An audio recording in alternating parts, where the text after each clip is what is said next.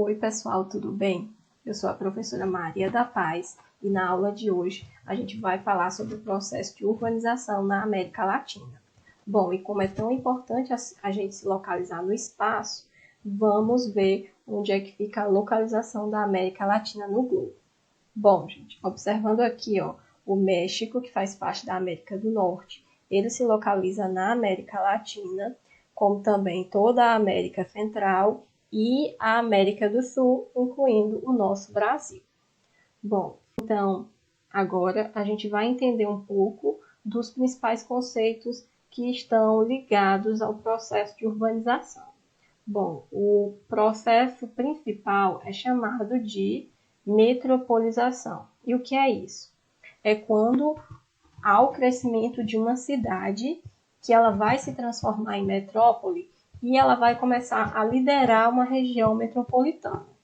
Bom, e o que é a região metropolitana, né? É uma área composta por vários municípios onde eles se tornam dependentes e interligados economicamente. Bom, e aí dentro desse processo, a gente tem algumas cidades ainda maiores que são chamadas de megacidades, que são as cidades com mais de 10 milhões de habitantes. Bom, dentro do Brasil a gente tem duas megacidades, Rio de Janeiro e São Paulo.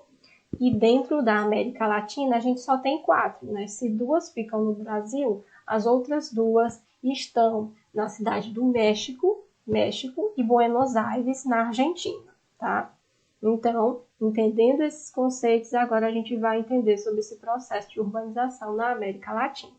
O intenso ritmo da urbanização dos países latino-americanos, ele foi influenciado, sobretudo, por 3 fatores principais.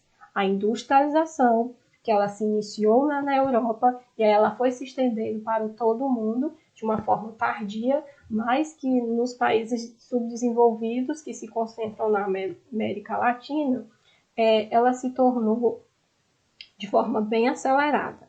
Então, a concentração de terras é o outro fator responsável, que ela estava principalmente na mão de poucas pessoas, grandes extensões de terra.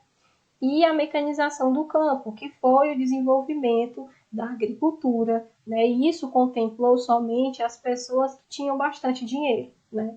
As famílias pobres, né, não tiveram acesso e basicamente hoje não tem muito acesso a essas ferramentas modernas que colaboram para o desenvolvimento da agricultura e pecuária.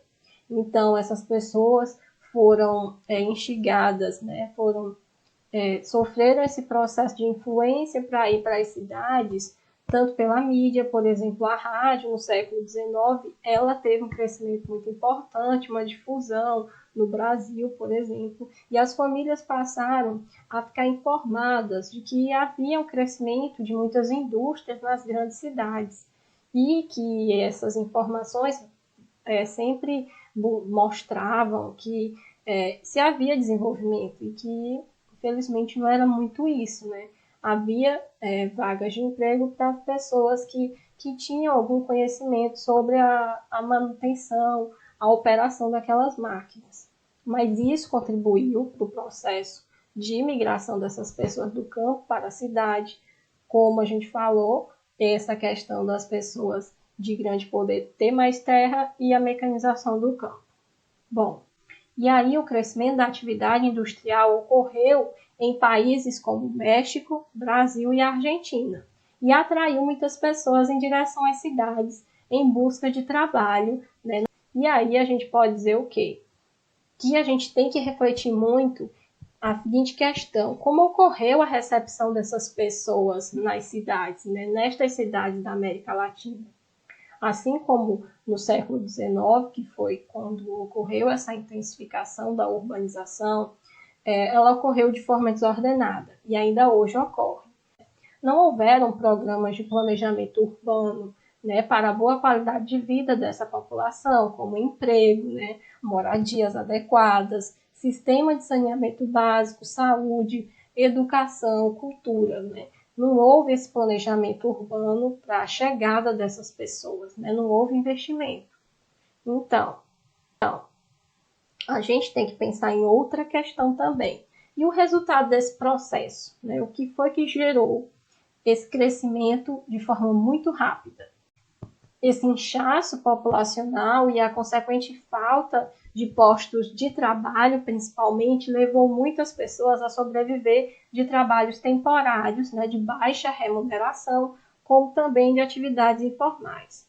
A gente vê, por exemplo, aqui em Teresina, que muitas pessoas sobrevivem através de bicos, os famosos bicos, né? A gente tem pedreiros, a gente tem as pessoas que fazem comida para vender na rua, né? Tem os próprios camelôs e pessoas, por exemplo, que fazem comidas para festas, eventos, de forma informal, né? Então, aí são alguns exemplos, mas a gente tem diversos. E aí, é bom a gente entender que esse processo ele gerou muitos problemas, né? Um deles é a falta de emprego. E aí, na próxima aula, a gente vai aprender mais sobre essa questão dessas consequências sociais que o processo de urbanização da América Latina causou para esses habitantes. Então, é isso, a aula de hoje, e até mais. Fiquem bem.